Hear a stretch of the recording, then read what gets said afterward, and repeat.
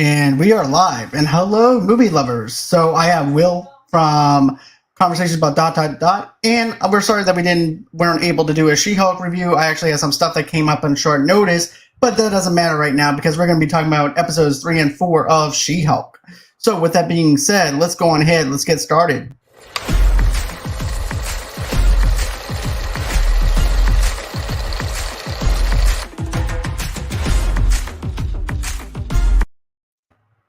The myth, the legend has come over to Movie Lovers Unite. Will, how are you doing?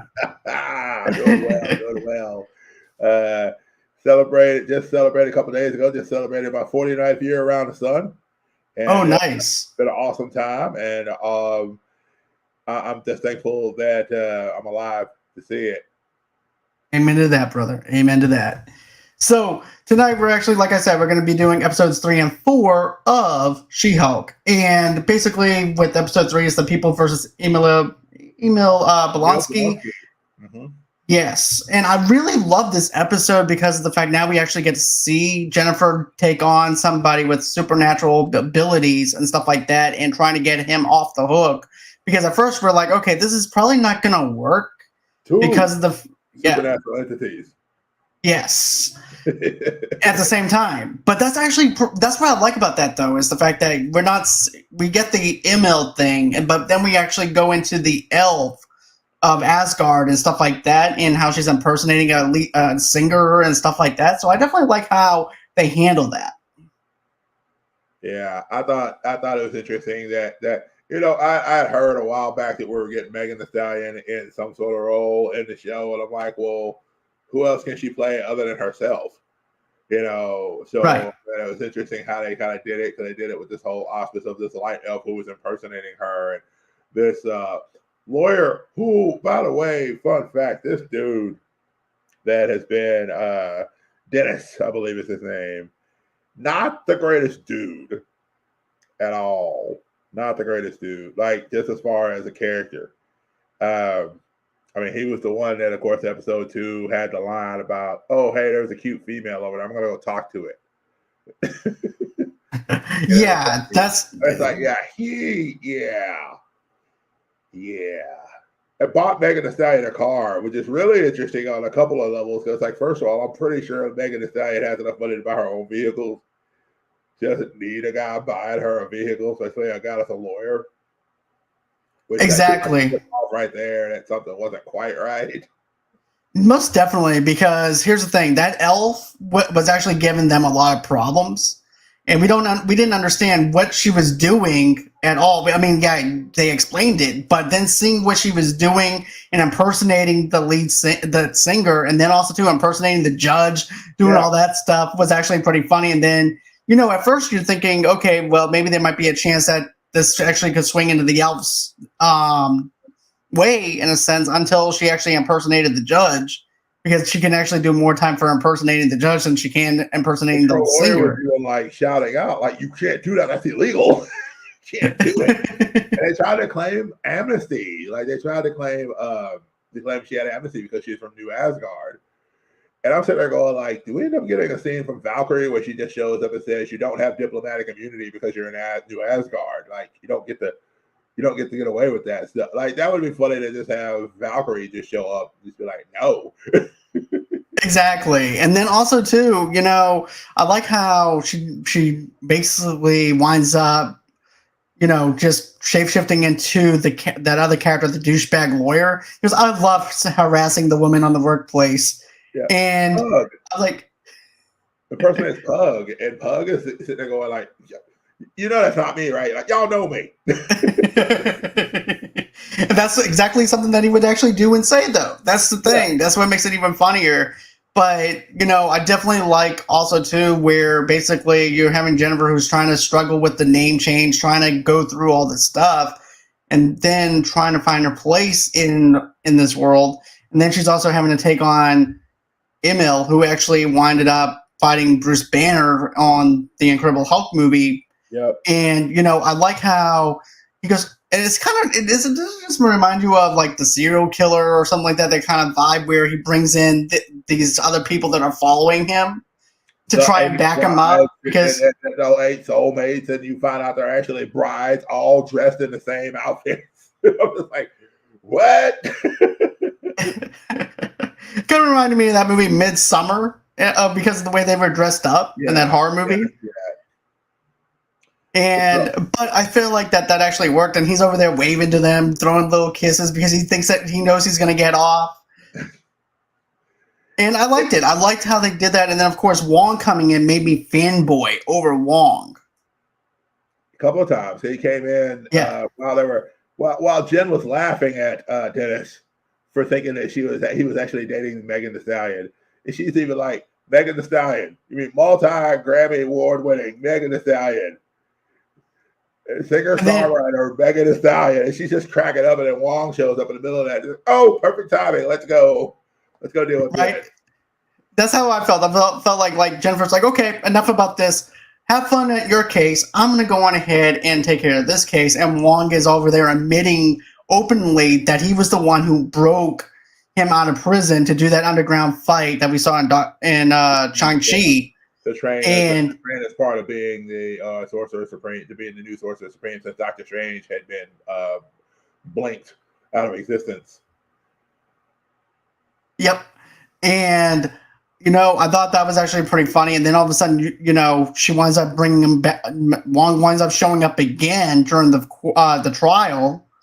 And he admits openly to everybody, hey, look, yes, I was the one who broke him out of prison.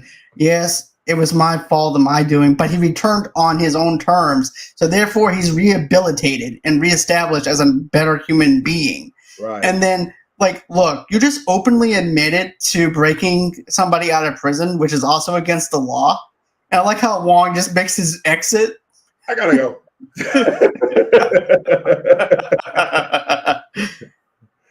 That when Wong's presence is on screen, I mean I'm fanboy every single time because I love how his character actually is.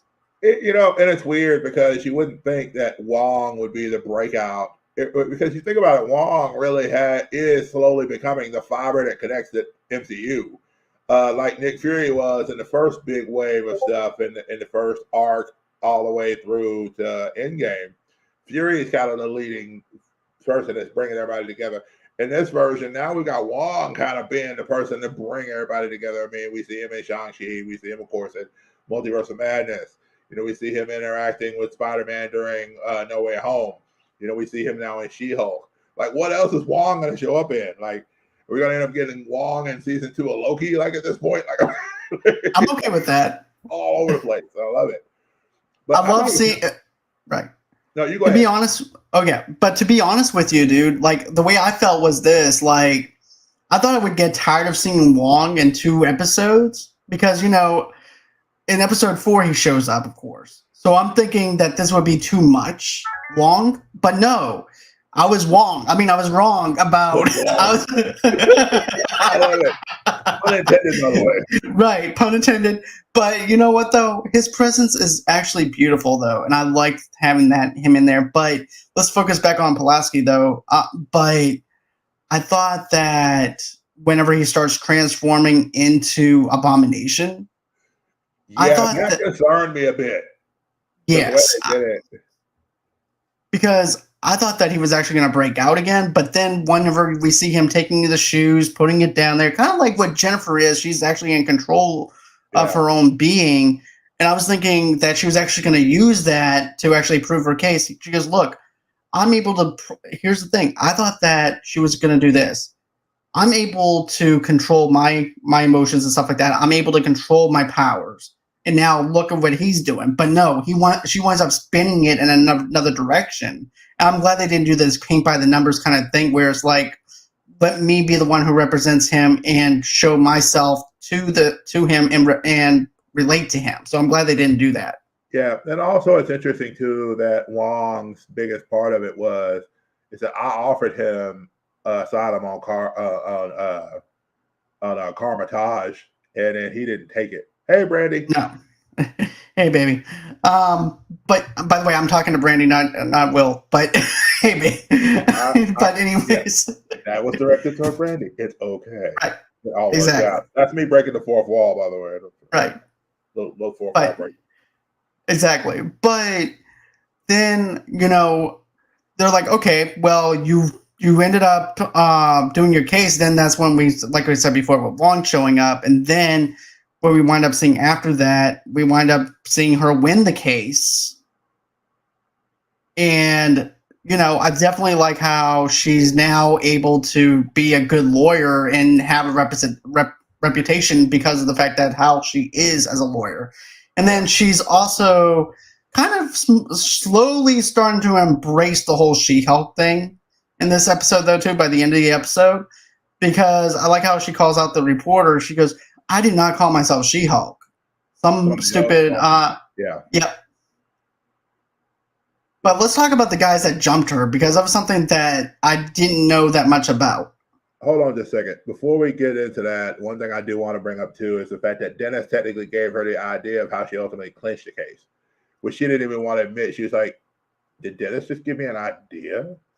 We're going to keep that to ourselves, because he talks about the fact that with the Light Elf, how she just keeps going out there and impersonating people. We just never know if she's going to deal with it. What if there was a way to, like, dampen her powers or something so that she couldn't continue to do that? And you kind of wonder if not only is Jennifer Walters thinking of it as if there's a power inhibitor that can inhibit her abilities, you could go at it two ways. One, you could go at it as, okay, well, maybe if we put something on Emil to where he can't change into Abomination anymore, and then all of a sudden it kind of reminds you of episode 1 where she's looking at Bruce going, invent a thing for me to help me so I can just have my life back. So I don't have to do this whole She-Hulk thing, you know what I mean? But at the same time, it's like she kind of has to, because she's the leader over the superhero division, and they expect her to be She-Hulk in the courtroom, and so exactly, just totally turn it off. But it's like, that may be something in the back of her mind we may explore in later episodes, where we get an idea that she's like, well, what if I put on this collar? What if I just take my life back with this collar?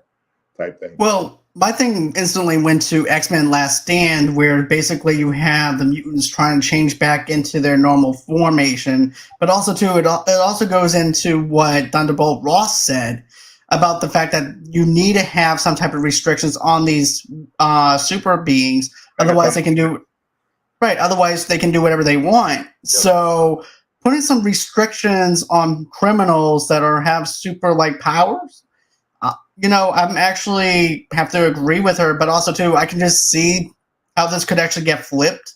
Where it's like, okay, Jen, so you're all for that, right? You're all for them being dubbed down and not having their superpowers, right? So what about you? You have super like abilities. What makes you different from us? Yeah, you're only able to do this because of the fact you're a lawyer. If it wasn't for you having superpowers or whatever, and being a lawyer, you would have been just like us in a sense. I could see them turning the tables in a sense. They could. And it's interesting too, because it kind of makes me think, and I'm not going to go too far ahead, but by the end of the latest episode, you kind of get the sense that we're going into something totally different, which could go into that as well. But also too, in Deadpool, they also did that too, where the powers were being taken away because of the collar. Had them in the prison, yeah. Yep. So I'm wondering if that is kind of what's going to be tied into that whole entire restriction thing, though, too. I'm wondering if that's going to be canon, even though that Disney, since Deadpool's now in the MCU, I'm wondering if that's something that the 616 universe did in Deadpool's universe. Could you imagine Deadpool being in an episode of She-Hulk with She-Hulk? That's a lot of third wall breaking, dude. Like that would be amazing, though. There's no house left if you got somebody breaking up any fourth walls. Exactly. There is no walls. It's like Deadpool. Like I can see it now. She's like, I'm defending Wade Wilson, who was in jail. He's like, yeah, she's talking about me. He's like, wait, what? Are you breaking the fourth wall? Yeah, totally breaking the fourth wall. By the way, you walked so I could run, She-Hulk. I greatly appreciate it. No problem, because Twitter will never believe that that's actually the case. Right. But, I think that there could be some type of continuity within that. Maybe she was the one who was actually responsible for the whole collar thing. Could be. So that's something that I'm thinking. Now, you were going to go into the Wrecking Crew thing. So let's talk about the Wrecking Crew, shall we? Okay, yes. That's how we're going to end episode 3, and then we'll go into episode 4. Okay. Okay. So first things So tell me first, who about do you them. think the boss is? Say that again. I'm sorry. Who do you think the boss is that they refer to? I know it's not Kingpin because we're dealing with Los Angeles. We're not dealing with anybody with That outside little in Hell's that. Kitchen, right? So Uh, that X and is him. I have a theory, but I'm not going to talk about it until we get into the next episode. Okay.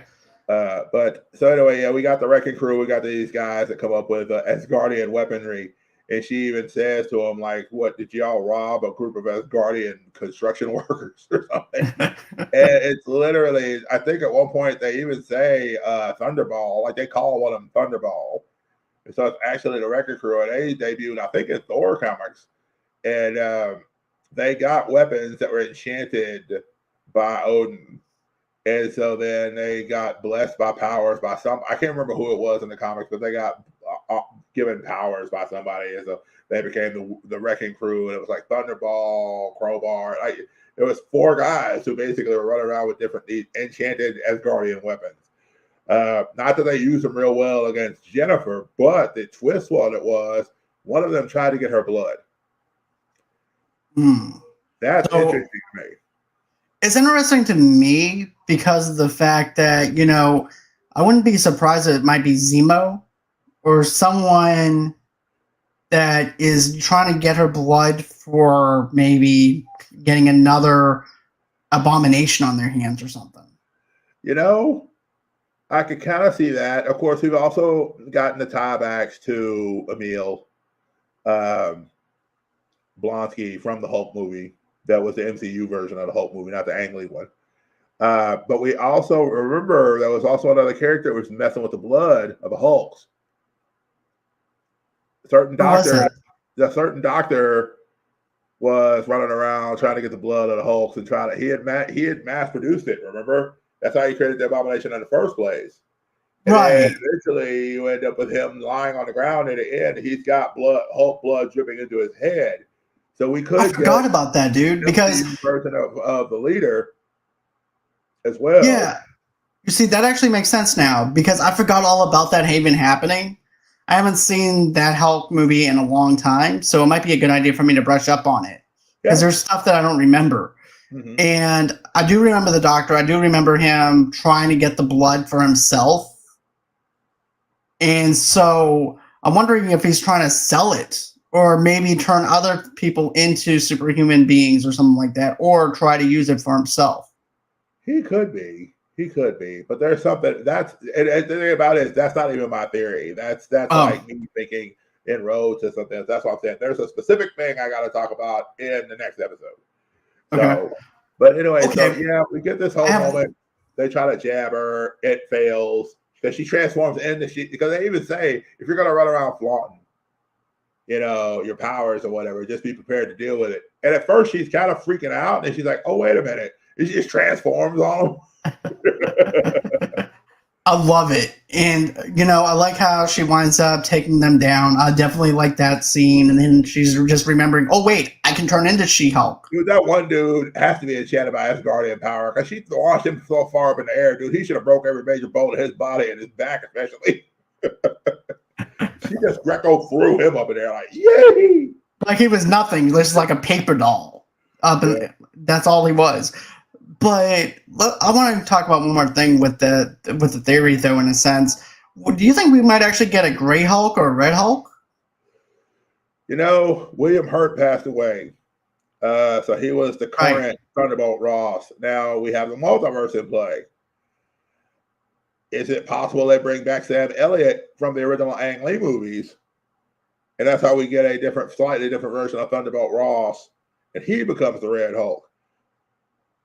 Because once he transforms, they don't ever need to have him transform back. He can just go and just voice the character from that point on. Exactly. You know what I mean? And so that's the way you could do it. Or if they create a different person. Or goodness gracious, man, they could create Weapon H if they wanted to. That's true. And do I didn't think about Weapon H. Okay. Because you got a Hulk component with a Wolverine thing. And, since eventually we're going to be getting X-Men at some point, Exactly. We do know mutants are now part of this thing because of the way Miss Marvel ended. Right. So let's go on ahead. Let's jump into episode 4, though. Is this not real magic? Yeah. Okay, I'm going to be honest with you. I love the first 3 episodes. This one, to me, fell flat for me, in a sense, because I just didn't feel... I love the first 3 episodes. It's just that 4th episode, it worked in some aspects, and some aspects it didn't. And, I just feel like that whole entire thing where you wind up... I don't know. It was just something that I didn't feel like... I don't know. It was just, I felt out of place to me in a sense. It was like too goofy in a sense where, yeah, don't get me wrong, She-Hulk is goofiness, but also too, it also settles on a lot of other strong, serious points though too. This one was to me a little bit more of the goofiness, a little too goofy for me in a sense. But I understand why they did it in the way they did it. It's just that I didn't like how over the top the magician actually was. Yeah. Well, first things first, I'll say this. The name Donnie Blaze just made me crack up because I was hoping, I was like, please give me a Johnny Blaze. Let me find out Johnny Blaze is his brother. Please. Me too. He just walks up and punches him in the face. It's like, you're messing with stuff you don't understand, kid. Just hits him. You know what I was thinking though? I was thinking that, okay, well, if he can steal magic from people and things like that, and what if he's just stealing the name? Maybe he's not even actually who he says he is. Well, of course not. That's possible too. Right. I mean, a stage name is a stage name. But he had stolen that thing for Karmatage because apparently he was a short-lived disciple of Karmatage. It just decided to quit. And so, and then of course Madison. Oh God! Man, Madison, I'm telling you right now, man. I'm calling it, man. I want to see Madison and Wong as a couple going forward. Oh, I'm shipping them. That's what worked for me though. My favorite part, because I was actually fanboying. If you don't know me, I'm a huge Sopranos fan, and seeing Wong watch The Sopranos, and I'm actually looking in the background to see what season he's on and what episode he's on. He's on the long-term parking episode. And then all of a sudden, spoils it for him. And that's what she spoils it for him a couple of different times. And that's why Wong went after him. Basically, is because of the fact that his own assistant spoiled The Sopranos for him. Mm-hmm. It was literally just a random girl on stage, right? And the whole, that whole thing, and apparently not even later. When the other girl's like, you did this to my girlfriend, and she ended up in a desert somewhere in the Potomac or something like that. It's just like she's at that point she's truly an unwilling participant. Like she doesn't want to do it, and that's why she's drinking. Yeah, that's also why she's drinking and stuff like that, is because she doesn't want to do it. So she basically has to drink herself into doing it when she doesn't want to. That's what I got. Madison making a deal with a demon goat to get out. My question is this about Fisto you wanted? Are you happy now? That's not the Mephisto I wanted. I'll just say that. For all those who are like, we need a Mephisto reference. Hey, we got a person that made a deal with a goat demon. There we go. Watch everybody go ahead and trying to make a theories out of a goat. Yep. But I definitely, to me, the chemistry between her and Wong was fantastic. I didn't have no issues with that. It's just that whenever I saw the magician on stage doing his thing, it was just too cringy in a sense for that. Because of the things that he was part of it, though. That's part of the comedy of it, is that here's this dude who's trying to pass his stuff off as, quote, real magic. And the idea that Wong and having to explain that there is real magic and the stuff he's doing has the potential to wreck the world, not just, his little magic show, but everything. And so there's that whole idea of the magic of the MCU versus this magic that this guy just happens to have a piece of because he stole this sling ring. Which I'm just like, if I'm Wong, I'm like, can I detect the sling ring? And then just take the sling ring back from him. Here's the thing. He's a sorcerer supreme. So you would think that he would be able to do that. or just depower it. Like he goes to do the Right. sling thing, and then all of a sudden he says, like, yeah. What makes me also wonder, like, what happens with Ned? Like, are we gonna find out in one of the future Spider-Man movies that Ned is a performing musician because he has the sling ring? That would be awesome if Ned winds up opening a portal at the same time that the magician does, and he happens to run into Wong. That'd be funny. Wong's just like, you come with me. Because they remember everybody else, just not Peter. So they remember, he knows who he is. That'd be funny. Right. It would be for like a little bit of an end credit scene just for the heck of it, because after all, we did get She-Hulk twerking in episode 3 at the end of episode 3. Yeah, we did get the Megan Thee Stallion, which, I mean, the internet lost its minds when that happened. They were like, oh my gosh, I can't believe we spent these billions and billions of dollars to just have She-Hulk twerking. I'm like, she's with Megan Thee Stallion. What do you expect her doing? So they're having tea? Right, exactly. And I was like, not to jump off from back over to episode 3, but I was like, I'm slightly disturbed, but at the same time, I'm like, It was like a train. I was having all. You can't look away, you know. Right, exactly. It was like one of those things. Like, okay, this is kind of hot, and then I'm like, Jennifer kind of being uber fan to Megan's like, I would kill for you, Megan Thee Stallion. And then Megan Thee Stallion's like, whoa, back up now, hold on. We're going a little too far now. When your client is telling you back it up, you know, right. and the lawyer is the one fangirling. It's just like. And apparently, we're supposed to be getting, of course, as we do with most of these series, once the series is complete, we'll get it behind the scenes. And there have already been some photos of the stuff where, like, Tatiana Maslany is sitting there, is on a table doing the actual dances with the technology to portray her as the She-Hulk. Because, of course, Tatiana Maslany is not nearly as tall as She-Hulk is. So, of course, that's hilarious. Doing the dances and everything. So, I think that's going to be funny to actually see that. But I think so too. But we end up getting to this funny point where we've got the lawyers. They go in. You know, of course, Wong is trying to do. And I love the fact that Jen points out, like, do you make them sign non-complete clauses when they come into Carmitage? Do you make them sign NDAs? Do you make them, you know, all that stuff? He's like, no. You know, they're sworn by the secret. She's like, yeah, that doesn't really do a whole lot in court, though, Wong.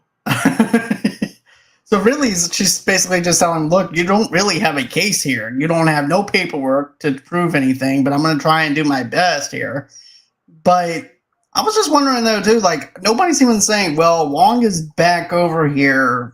Shouldn't we arrest him since he's actually wanted? No. Nope. Not going to happen. But then we get into what I feel like is one of my interesting parts. While this whole court case is going on, before Mr. Blaze ends up literally unleashing a small group of demons onto a club. Oh, yeah.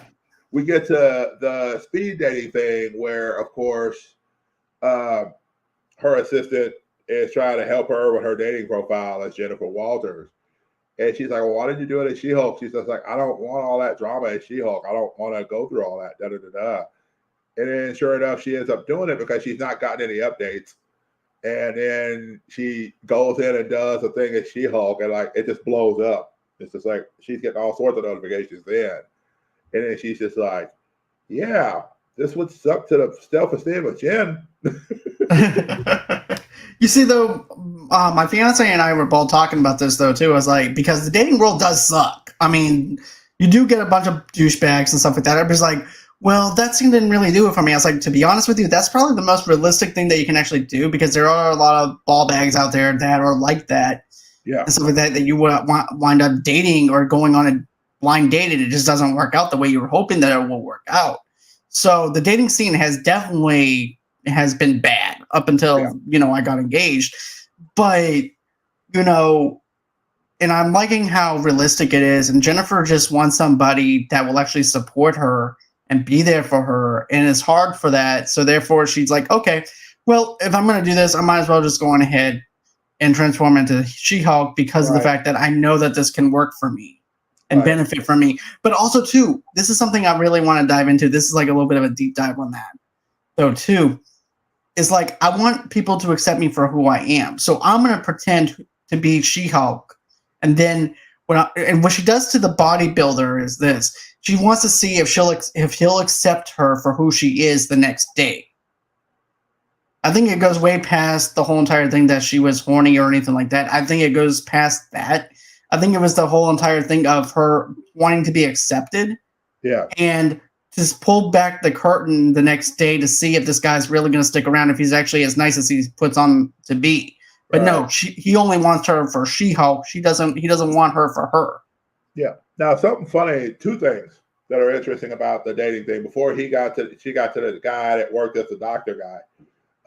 Number one, the black guy that she was with in the thing, for those of you who are WWE fans, David Otunga, who actually is a practicing lawyer, graduated out of Harvard Law, I believe. So there's a funny twist on the fact that she's sitting across from a lawyer, actually dialoguing in a dating situation. And he's sitting there talking about, she said, I can lift almost a ton. He's like, oh, I can lift almost 600 pounds, and I'm not even a superhero. It's just kind of funny because he's kind of playing a little bit of the idea of, well, how much is a ton? Tons, this much. I can almost lift that, and I'm just a normal person. But the next guy behind him, now here's where my theory comes in. Because either he's working for the leader or he's the guy that wants the blood. But he's sitting there basically asking her these questions about, oh my goodness, you're so strong, you're so this. What other stuff do you have? What other things are going on with you? She's like, well, I'm pretty invulnerable. It's like, invulnerable, that's really cool. So you've got like really thick skin. So can anything stab it? And he's like, well, not that I'm aware of. He's like, well, what about vibranium? Interesting thought about the question of why he would ask that. Because I think either he's working for the boss or he might be the boss. Okay, let me just. I didn't take it as that though. Then I'll tell you why. Fanboy. That's possible too, but I'm thinking that there's a weird, real reason why he was specifically interested in her skin being impervious. I think it's just the fact that he's sitting across from a superhero and the fact that he doesn't know how to handle it because he's on a date with her. So his mind is going a million miles a minute. So he's like, okay, so what are your weaknesses? What are your superpowers? What can you do? What can't you do? How's your skin?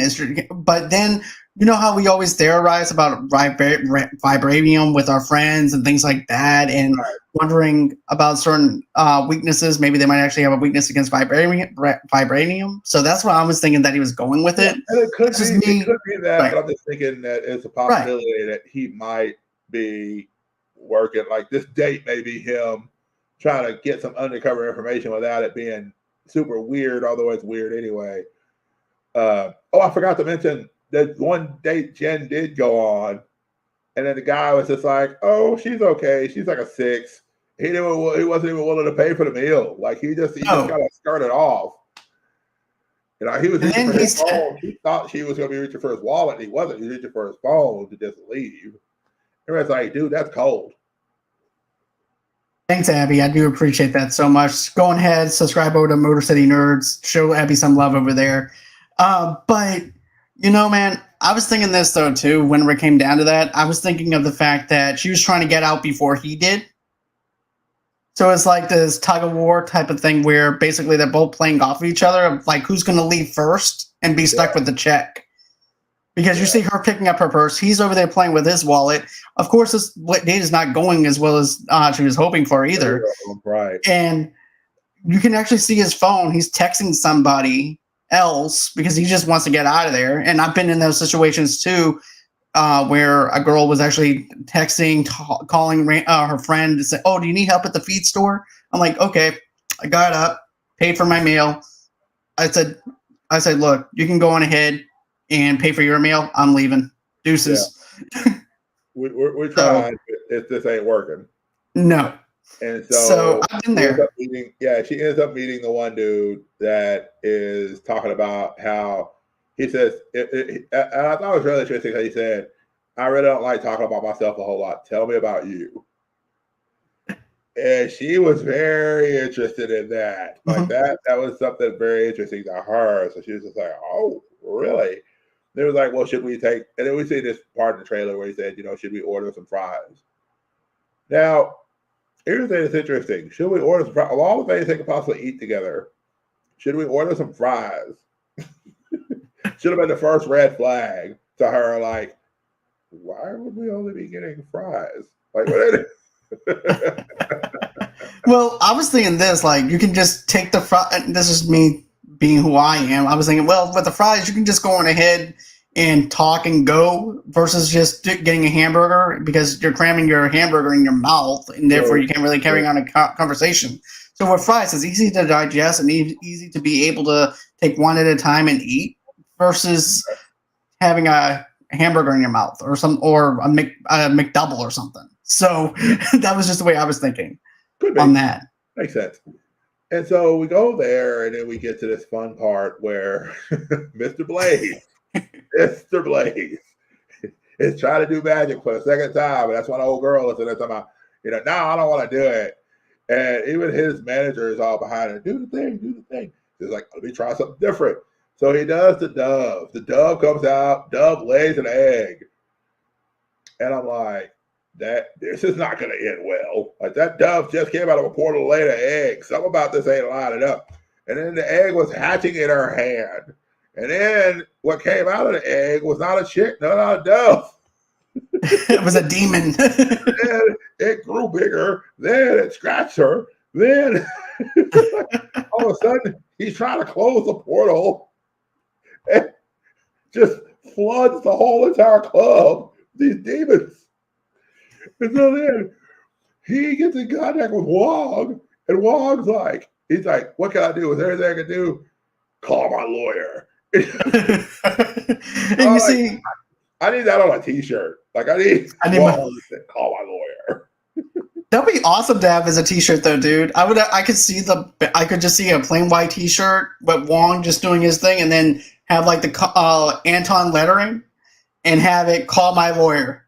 And then on the back it actually has a number, because there's a number you can call, I believe. But in the show, you can call and you can get like a little audio clips of things from the show or something.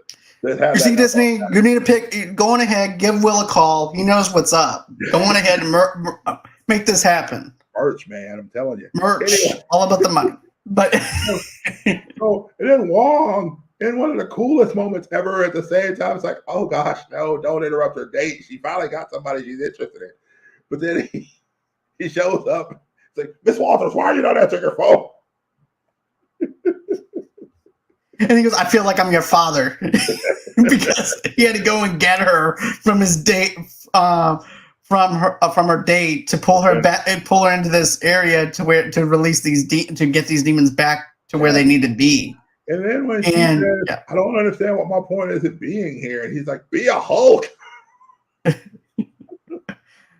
It's like, look, you may be my lawyer during the day, but at night, I need you for extra strength. So basically, that's what that is. But that part works. That ending part works. I think it was just the very beginning of the show for me. Just the introduction part of it didn't land for me as much as I wanted it to, which is where I'm in the middle where I liked it, but I was like, but I didn't love it as much as the other episodes. You know what I mean? That fight kind of reminded me of like the old Marvel, there was a video game where you had the Marvel characters and you could do them as four, you could control four of them at a time. And you could either do 1v1 and have each person playing a character out of four. And they did a few of those games, but then they would do combo moves at certain points. Like if you could charge up a meter, and then like say if you had Iron Man and Captain America, Iron Man would shoot his blast out, and then Captain America would reflect it and like shoot it all around or something. So I thought it was real cool, kind of having her comboing off each other as the fight was going on. Like she would throw these creatures, and then he would whip the thing around and pull them out and all this different stuff. And I thought that was really cool. I did too. And, I liked how once again Wong is being interrupted because he's watching TV again. And he's even more ticked off because of the fact now he has to finish the Sopranos. No. Spoil all of the Sopranos stuff for him. Right? But yeah, I definitely like that stuff. And then, her beating up the demons and throwing them into that other dimension. My question is this: what dimension is that? Because I know it's not the Nightmare Realm or anything. It reminded me of the snow. Actually, it reminded me of the snow realm in Doctor Strange 1. No, I was going to say the snow realm in Multiverse of Madness. That's right. When Okay. they're in that area where they're going to the deal of the tomb, they got That's destroyed. right. And so there's that big area, all those snow-capped mountains. I just like felt like that's where he was sending them, just go there. Will, you might be, to be honest with you, you're onto something with that because, correct me if I'm wrong, didn't we see some type of bat-like beings or something like that? So, and then of course you also see them coming down on Strange, on Zombie Strange. Yep. So that does make sense now that you're mentioning that. And so, you could just be sending them there. Now, mind you, that wasn't the dimension they were coming out of originally, because that was more like a red Right. stone, orange But this stone. was more like a safe haven for them. Right. So basically, they could go and be themselves and not hurt anybody. And supposedly, so until Strange comes in. Best that you can do for a situation like that. But anyway, so yeah, I thought that was really cool. And then of course she catches the last demon, and she's like looking at him. He's like, okay, so now we've got this demon. Before we send these demons back, I think we can do that cease and desist now we've been looking for you. And she makes him sign that document. So that was actually pretty funny on that. And then she goes back over to the apartment. She lands on the dude, and she winds up taking him to bed. And then the next day, that's when she winds up making him eggs and doing all this stuff. But she's over there watching the news. Look, if a woman that you're with makes you breakfast, I'm just saying, that's not standard protocol. Like if a woman makes you breakfast, that might be a keeper. Just saying. That is definitely a keeper. That's probably why I'm not going to say it. But yeah, I'm not getting myself in trouble. But yeah, that is definitely a keeper. If a woman's the next day and a woman's making a breakfast, dude, marry her. Put a ring on that thing. That's all I got to say. But it just sucks that I was rooting for this guy, and I was rooting for her to actually have someone in her life. And then it just falls to pieces. And I feel the same emotion that she did. And it's really interesting too, is that it wasn't just the fact that he was like, it was like, he was like, who are you? Like he didn't even make the connection that they were the same person. Like right. That's the thing that he didn't connect to that, to the point of, I have another form besides this one. I don't walk around like this unless I'm at work or whatever, but I have another form. And so it's the idea that they're the same person. And so, but that you also what you said about the whole, can they accept her as all of her and not just this part of her? Exactly. My question is this though, too. Do you feel like in a sense that she kind of catfished him, or do you feel like that's how that guy took it? I think he felt catfished. I don't think that because remember, she was out in the media talking about she was Jennifer Walters, and she didn't even give herself the name She-Hulk. And so the fact that, right. She says, this is me, this is Jen, this is ordinary me, this is the way I am when I'm not like this, Right. But I definitely like how she's trying to get accepted for who she is and not what she is underneath. So that's something I really like. It kind of reminds me of Batman. It's not who I am underneath, but what I do that defines me. So that's pretty much how I feel like that Jen is, what she's trying to do. But that's everything that I had wanted to cover as far as this for episode 4. But I do want to talk about episode 3 one last time for the introduction, because of the fact I like how they played in the narrative of the social media stuff. And a lot of that stuff was all real tweets and stuff that came out when they announced She-Hulk. See, I didn't know that. I thought it was just stuff that they did for just for the show itself. But you know what though? I like how they do that though, and they played it off so smoothly on it. It's like, okay, so you're gonna call us out on this? We see you. I see you. We're aware of what's out there. Yeah. So I definitely like that. Because now I'm like, oh, okay. Yeah. Okay. You're going after the fan base now. Okay. And she even mentioned in the last episode that, Wong was in the episode, so I felt like I was at least Twitter proof for at least an episode. So again, she's making reference to the fact that Twitter's a thing. Exactly. But yeah, all in all, Episode 3 was the strong point for me, but I think that's also too because you have Jessica Gao who did the first 2 episodes, And then I think she doesn't and come back then until the last couple of them. just the last episode The last for that episode. one. Yep, that is a bunch of other people. Mm-hmm. So did you, by the way, I didn't get a chance to mention this or that because I didn't think about it at the time. I love how her dad shows up to try to put in security stuff and everything. He's just like, well, my little baby girl, got attacked, because again, he appreciates her for all of her as a father would. He's not looking at her as shunning the She-Hulk side. Even though he knows she can do all these things, he's still looking out for her like a dad would. He's like, when I got the security camera, I got this, and I got the shovel. He's like, what's the shovel for? Well, in case I see those punks that did this to you or whatever. He's like, Dad, I don't think you're going to be able to do anything with it but a shovel, but I can handle myself. And then once I get done with them, I mean, then he was like, well, what happens if they jump you again? Well, I guess then we'll need the shovel. I love that. Here's the thing: I love her father to death because of the fact that she's accepting of who she is, and he loves. That's his baby girl. He's going to do anything in the world to try and protect her. And this is the first regardless of a set of parents in the MCU, really decent parents at that. Don't get me wrong, we have Kamala. Yeah. Well, we have Kamala's parents, but would you say that? To be honest with you, I want to say that they are good parents. They're great parents. They're. I think the thing is about. Let me rephrase that statement, maybe, because you're right. That they were there for there.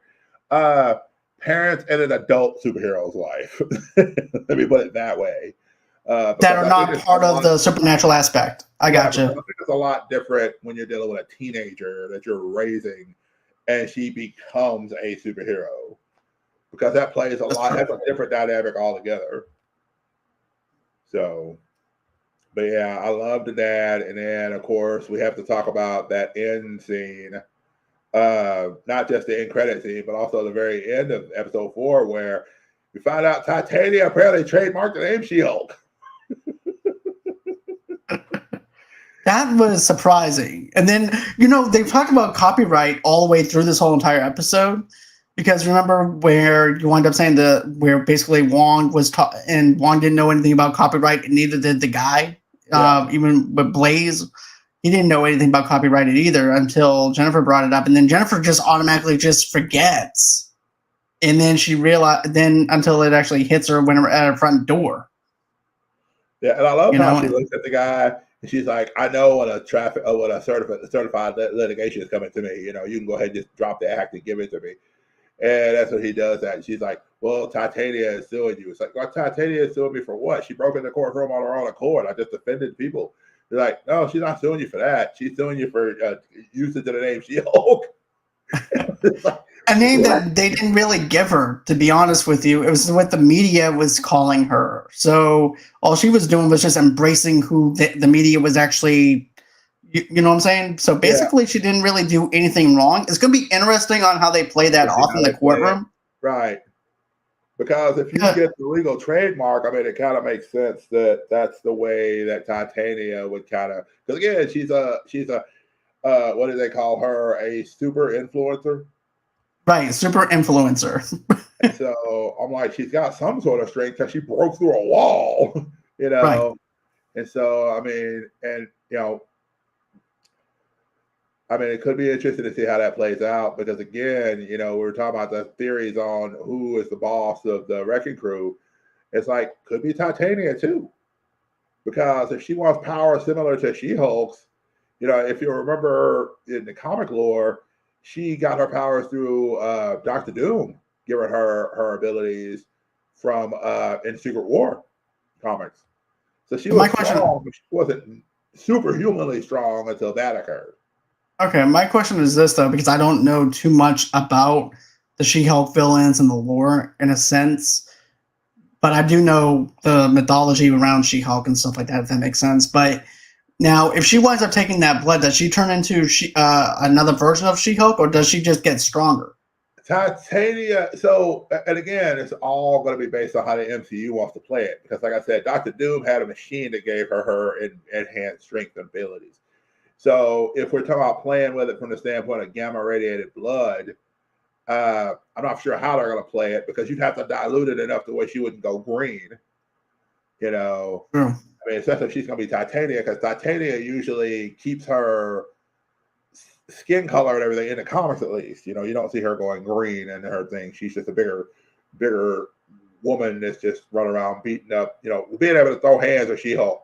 Not everybody able to whoop her, but she can throw hands with her. Like she can survive a fist fight with Jennifer as a, you know, She-Hulk mode. Okay, so that was just something I was curious about. Yeah, it'll be interesting to see. But then, of course, we get the Madison with Y and Wong hanging out, and him talking about, what is it, gin and tonic, and then there's some other alcoholic drink where he was drinking like Yak's milk, and he's just like, yeah, that never again. And Madison is so down for it. She's just like, well, you got any Yak milk here? I'd love to try it. It's like, wow, Madison, you got to lay off the drinks. Like, here's the thing. I could see her laying off the drinks because she's with Wong. I think Wong is going to be that voice of reasoning with her.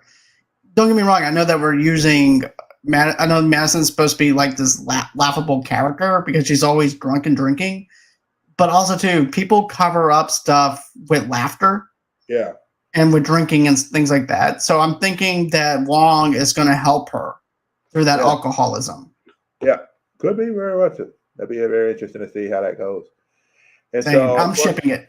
Yeah, and of course they did the little trailer for episode 5. I didn't see the trailer for that, so it's interesting. You'll need to go watch that. I will lead into that. So I definitely will. So I think that's everything that I had wanted to cover for these 2 episodes. Well, this is always a pleasure, man, to be able to have you on here geeking out about She-Hulk, Ms. Marvel, and things like that. I love listening to your podcast. It's fantastic. People need to go on ahead and listen to your podcast. I'm going to be real with you because you guys are doing great things over there. You're very welcome. And anytime. So, by the way, guys, so I know I said that every Monday we're going to be doing our House of the Dragon review and stuff like that. Well, I decided since things have been working out better on a Wednesday night because it gives everybody a chance to catch up, we're going to go on ahead and start doing those on Wednesday nights because it's middle of the week. You guys have a chance to catch up from Sunday to Tuesday and be able to watch a full hour of Game of Thrones if you guys of House of the Dragon. So Abby and I will be doing that series. And then there's going to be some nights that Abby's not going to be able to do it. But don't worry. We're still going to be in the throne room. We're still going to wind up throwing down in the throne room because I have some other guests that's going to be helping out with that. So I have some guests coming in on that show. So I hope that you guys come in for our after show for that. Matter of fact, we are working on an after show for the new Cobra Kai season that just dropped today. So I am excited about talking about Cobra Kai again. So stay tuned for more details about that coming up. And of course, I also want to mention this. My co-host and I were all on Scene Invaders podcast last night. And Charlie, Alex, Rossie, and myself, we all had this debate about certain characters and things like that, a fantasy kind of battle royale kind of thing with comic book characters and non-comic book characters. Things like that. So make sure you catch that whenever Scene Invaders winds up dropping it. But don't forget to go and visit Scene Invaders podcast and on their YouTube channel as well. Dan and the boys do such a great job over there. So always until next time, guys, it's been real. It's been fun. Thank you again so much, Will. It's always a pleasure, my man. Same here. Same here. Always a pleasure to be on. All right. And talk to everybody later.